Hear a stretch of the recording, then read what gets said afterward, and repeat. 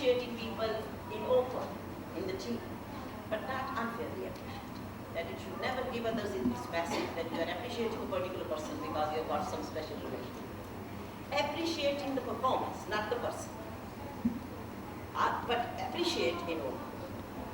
Whenever you are appreciating something that a person has achieved, yes, let others know that somebody has. It can be a very great motivational factor for others as well.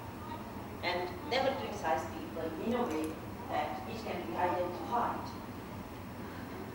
But definitely have individual meetings with that person in a friendly, team way to discuss what the weakness is and what the problem is and how you can, as a leader, because it is your responsibility as a leader to help that person overcome that. You see, we generally expect people to overcome their own weaknesses and come up to our standards. But that is very, very negative. It's your responsibility, and if you are not capable of doing that, then you are not a good leader. If you are not developing people to achieve their best potential, I would say that it is less of their weakness and more of the leaders that they can't develop. And that is going back to Pakistani politics, where leaders think that people are not doing anything. While it is the leader's responsibility to provide that.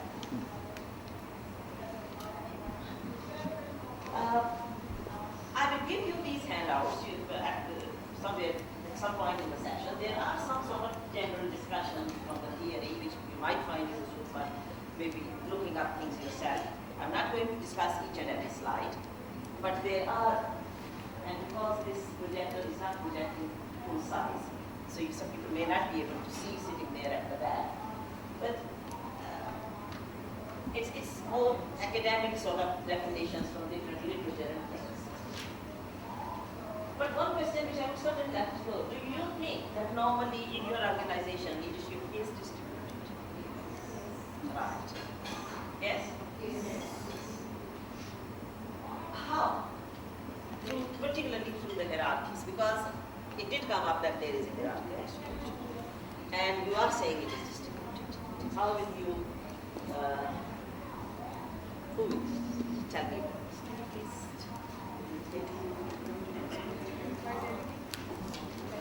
You are Beaconhouse.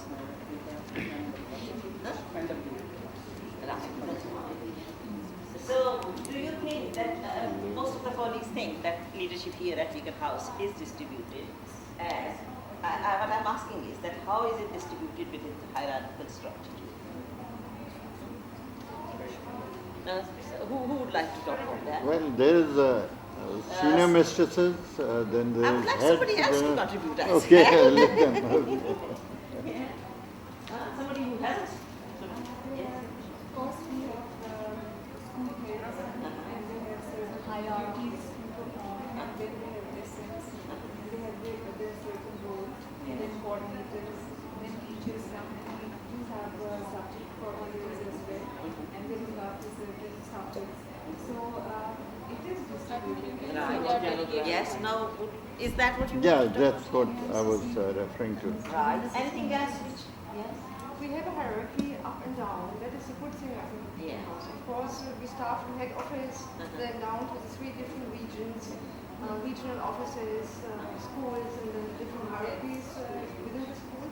And we can also report back. For example, regional office heads of department. So how is it then reports to the regional director, the communicates up to the head office. So this is I think, a very good way in our system. So it's not a one also. How do you think they are distributed? No, it's not that. Like it's going up, but if you feel like it's not going to reach there, Yeah. then you have enough. Around. So you're talking about communication channels.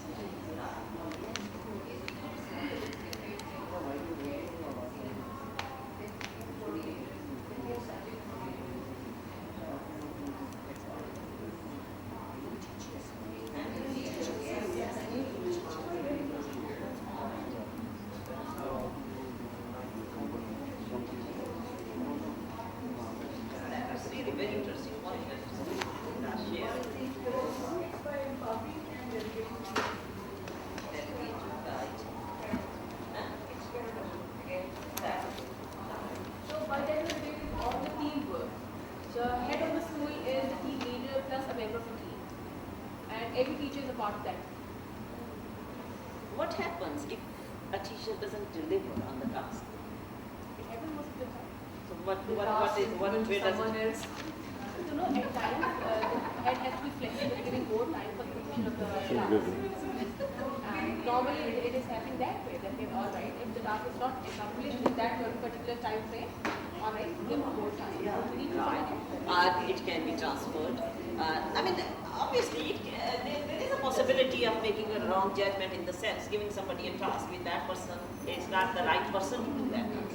It doesn't mean that that person lacks something. See, as I've been constantly saying, nobody is capable of doing everything. People have their own expertise and specialist areas. And sometimes that another potential of an important thing for leadership role. Maybe you are not delegating responsibility to the Right person. Exactly. And what I'm saying is that that is really an important requirement of the leader is to be able to make this sort of judgments. That you are allocating right tasks of responsibilities to the people who have that.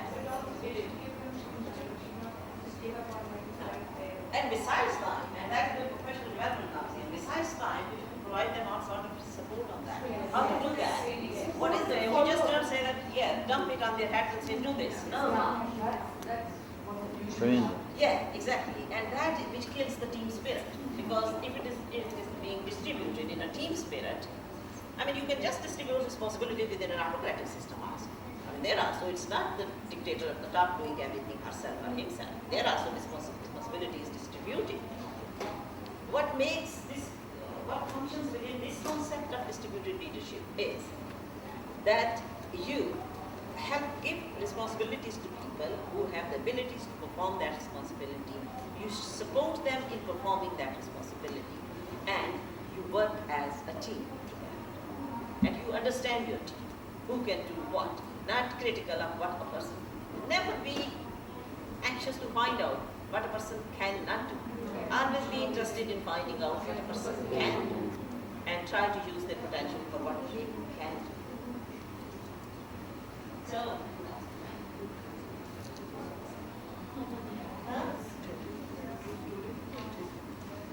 there are some really main sort of principles, and it should be across staff operating at different levels, different frameworks for distributed leadership. It can be at different levels.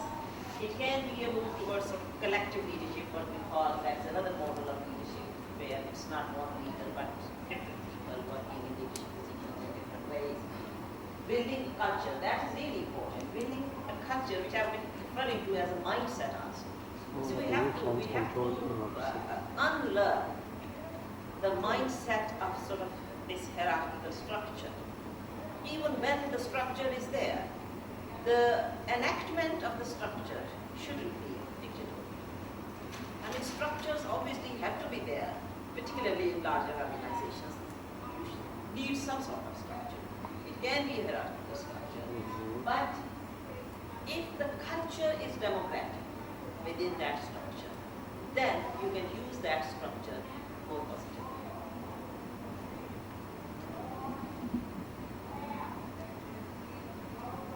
So,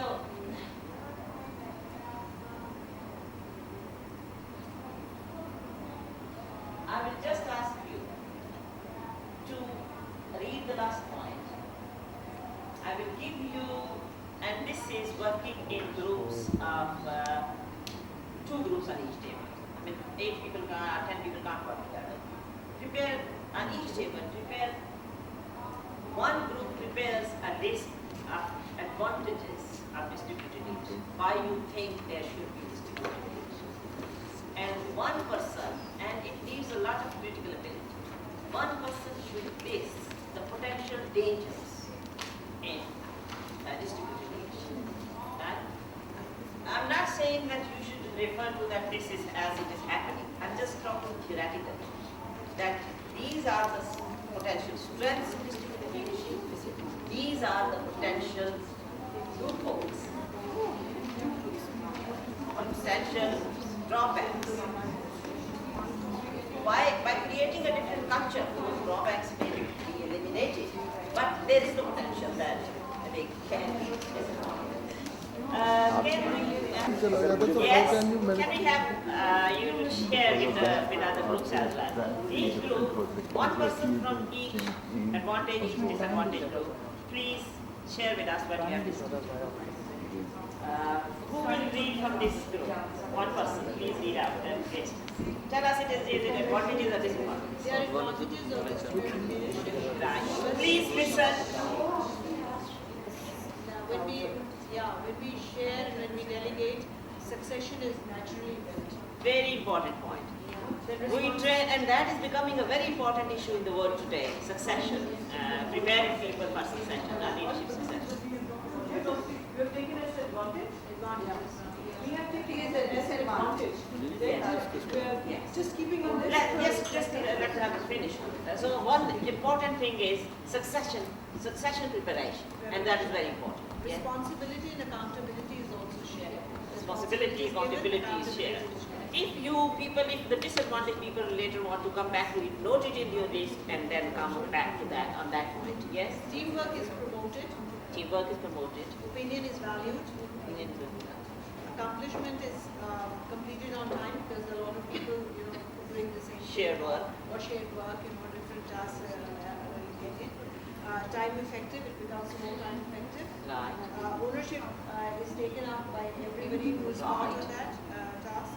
Then people sharing ideas and learning from each other. Yes. Important point. Yes. Shared learning. Yes. Hidden potential is also highlighted because Yes. Yeah.